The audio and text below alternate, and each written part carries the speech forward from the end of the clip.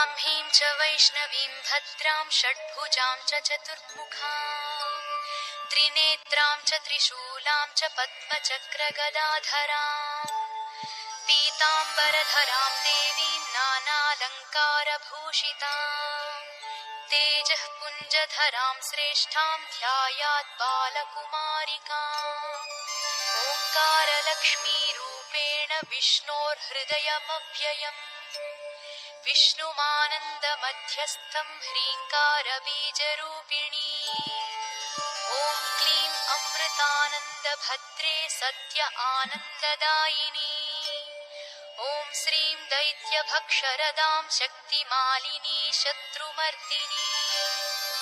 तेजः प्रकाशिनी देवी वरदा शुभकारिणी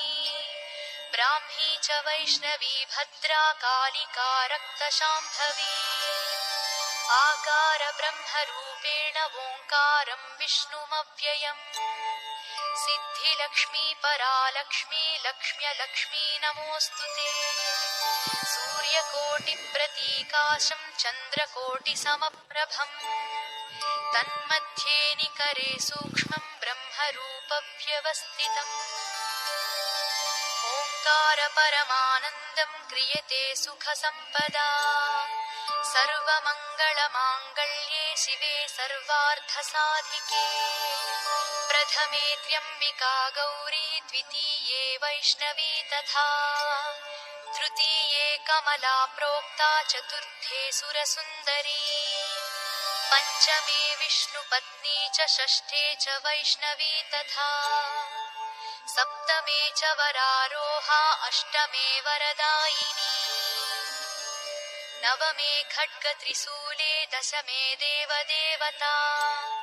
एकादशे सिद्धिलक्ष्मीर्द्वादशे ललितात्मिका एतत् स्तोत्रं पठन्तस्त्वां स्तुवन्ति भुवि मानवाः सर्वोपद्रवमुक्तास्ते नात्र कार्या विचारणा एकमासं द्विमासं वा त्रिमासं च चतुर्थकम् पञ्चमासं च षण्मासं त्रिकालं यः पठेन्नरः ब्राह्मणाः क्लेशतो दुःखदरिद्रा भयपीडिताः जन्मान्तरसहस्रेषु मुच्यन्ते सर्वक्लेशतः अलक्ष्मीर्लभते लक्ष्मीमप्रुतः पुत्रमुत्तमम् धन्यं यशस्यमायुष्यं वह्निचौरभयेषु च शाकिनीभूतवेताल सर्वव्याधिनिपातके राजद्वारे महाघोरे सङ्ग्रामे रिपुसङ्कटे सभास्थाने श्मशाने च कारागे हारिबन्धने अशेषभयसम्प्राप्तौ सिद्धिलक्ष्मीं जपेन्नरः ईश्वरेण कृतं स्तोत्रं प्राणिनां हितकारणमा स्तुवन्ति ब्राह्मणा नित्यं दारिद्र्यं न च वर्धते या श्रीः पद्मवने कदम्बशिखरे राजगृहे कुञ्जरे श्वेते चाश्वयुते वृषे च युगळे यज्ञे च यूपस्थिते शङ्खे देवकुले नरेन्द्रभवनी गङ्गातटे गोकुले सा श्रीस्तिष्ठतु सर्वदा मम गृहे भूयास्तदा निश्चला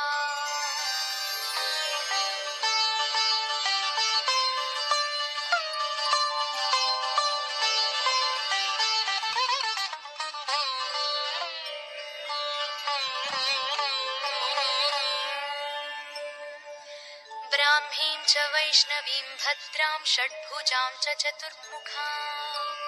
त्रिनेत्रां च त्रिशूलां च पद्मचक्रगदाधरां पीताम्बरधरां देवीं नानालङ्कारभूषितां तेजः पुञ्जधरां श्रेष्ठां ध्यायात् बालकुमारिकाम् ओङ्कारलक्ष्मीरूपेण विष्णोर्हृदयमव्ययम् विष्णुमानन्दमध्यस्थं ह्रीङ्कारबीजरूपिणी ॐ क्लीं अमृतानन्दभद्रे सत्य आनन्ददायिनी ॐ श्रीं दैत्यभक्षरदां शक्तिमालिनी शत्रुमर्दिनी तेजः प्रकाशिनी देवी वरदा शुभकारिणी ब्राह्मी च वैष्णवी भद्रा कालिका रक्तशाम्भवी आकार ब्रह्मरूपेण ओङ्कारं विष्णुमव्ययम् सिद्धिलक्ष्मी परालक्ष्मी लक्ष्म्यलक्ष्मी नमोऽस्तु ते सूर्यकोटिप्रतीकाशं चन्द्रकोटिसमप्रभम् तन्मध्ये निकरे सूक्ष्मं ब्रह्मरूपव्यवस्थितम् ओङ्कारपरमानन्दं क्रियते सुखसम्पदा